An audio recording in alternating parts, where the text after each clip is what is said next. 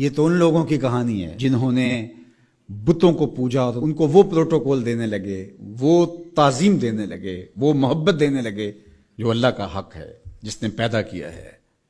دیکھیں، میری اولاد ہے تو میری اولاد کسی کو تعظیم دے، میں اس کو گوارا کروں گا، آپ کی اولاد تعظیم دے، گوارا کریں گے، لیکن باپ والی تعظیم کسی کو دے تو وہ تو آپ گوارا نہیں کریں گے، میں بھی گوارا نہیں کروں گا، چونکہ یہ تو اللہ نے مجھے اور آپ کو اعزاز دیا ہے نا۔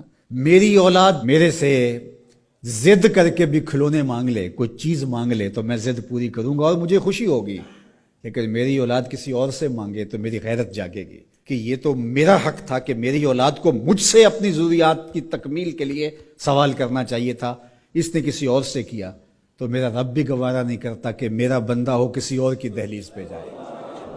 کہا تمہارے جوتے کا تسمہ بھی ٹوٹ جائے تو اپنے رب سے مانگو، وہ تمہیں دینے والا ہے، تمہاری ضرورتوں کی تکمیل کرنے والا ہے، یہ تمہارا رب گوارا نہیں کرتا۔ اللہ اکبر۔ حضور نے سوال کرنے سے منع کیا۔ حضرت ابو بکر صدیق رضی اللہ تعالی عنہ سواری پہ بیٹھے تو ہاتھ سے کوڑا گر گیا، تو آپ گھوڑا کھڑا کیا، نیچے اترے، کوڑا اٹھایا، پھر بیٹھے، تو کسی نے کہا کہ یہ آپ فرما دیتے، ہم پکڑ کے آپ کے ہاتھ میں دے دیتے۔ کہا حضور نے سوال کرنے سے منع کیا۔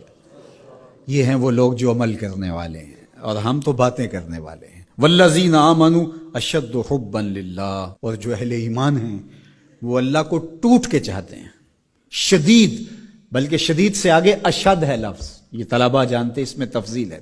جو اہل ایمان ہیں وہ اللہ سے ٹوٹ کر محبت کرتے ہیں، محبت کی جو آخری حد ہے، اور یہاں محبت میں اشد کا لفظ کہہ لیے، دوسرے لفظوں میں اس کو عشق کہہ سکتے ہیں۔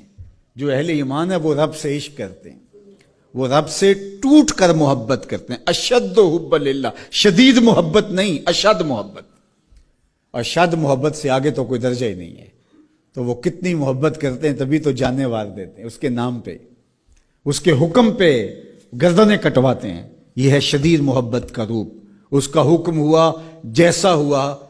ذرا دیکھیے یہ کتنے لوگ ہیں، آپ کوئی شہر سے آیا ہے، کوئی دیہات سے آیا ہے، کوئی دوسرے شہر سے آیا ہے، کوئی گلیوں سے نکل کے آ گیا ہے، تو یہ کیوں بھاگے بھاگے آ رہے ہیں؟ آج کل تو کسی کے پاس 10 منٹ نہیں ہے، تو آپ کہیں گے جمعہ ہے، رب کا بلاوا ہے، آگے۔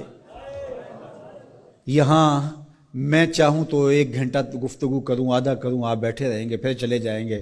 ابھی گھر جا کے کمر سیدھی نہیں ہوگی تو پھر مسجد سے بلاوا آئے گا، آپ پھر بھاگے چلے آئیں گے۔ تو وہ مالک اس محبت کی لاج رکھنے والا ہے۔ یار اللہ سے محبت بہت بڑی دولت ہے، آج اللہ سے محبت ہم بھول گئے ہیں۔ حضور علیہ الصلوۃ والسلام کی محبت بھی اللہ کی محبت ہے، یہ بات ذہن میں رکھیے گا۔ اس کا یہ مطلب نہیں ہے کہ کوئی شخص حضور کی محبت کی نفی کر دے اللہ کی محبت کا نام لے کر، جس طرح کہ ایک فکر ایسی بھی موجود ہے، لیکن دوسری جانب بھی کچھ ایسی صورتیں اتر گئی ہیں کہ حضور کی محبت اس کا نام لیا جاتا ہے اور اللہ کی محبت بتدریج دلوں سے اس طرح سے ختم کر دی گئی ہے۔ اہل ایمان اللہ سے ٹوٹ کے محبت، اور اللہ کی محبت کی وجہ سے راتوں کو ان کی کروٹیں بستروں سے الگ رہتی ہیں، وہ خوف اور طمع میں رب کو پکارتے ہیں، کبھی قیام میں، کبھی سجود میں، کبھی رکوع میں، کبھی تسبیح کرتے ہوئے، کبھی تہلیل کے ترانے پڑھتے ہوئے، اس کا مبارک نام لیتے ہوئے، تو اس کے ذکر سے اس کی محبت کا اظہار ہوتا ہے۔ نماز پڑھو تو ڈوب کے پڑھو، سجدہ کرو تو ڈوب کے پڑھو، گویا تم اپنے مالک کی دہلیز پہ اپنا سر رکھ دیا ہے، اور پوری تندہی کے ساتھ اس کے حضور سجدہ ریزیاں کرو، چونکہ وہ ہمارا خالق ہے۔